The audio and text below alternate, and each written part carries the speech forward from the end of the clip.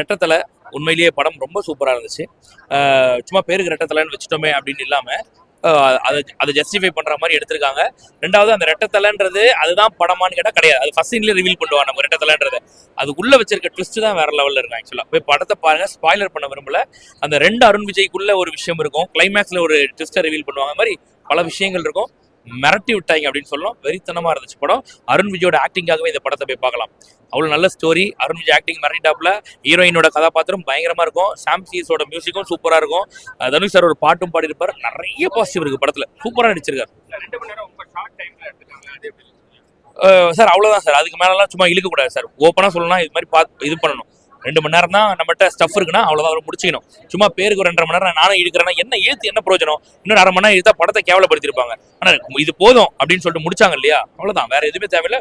சூப்பரா இருக்கு உண்மையிலேயே. கேமியோ அப்படின்லாம் கிடையாது, வெறும் அருண் விஜய் தான். நீங்க யாரா இருந்தாலும் சரி, ஹீரோயின் பக்கம் கூட உங்க கண்டு போகாது, அருண் விஜய் மட்டுமே தான் இருப்பாரு படம் ஃபுல்லா.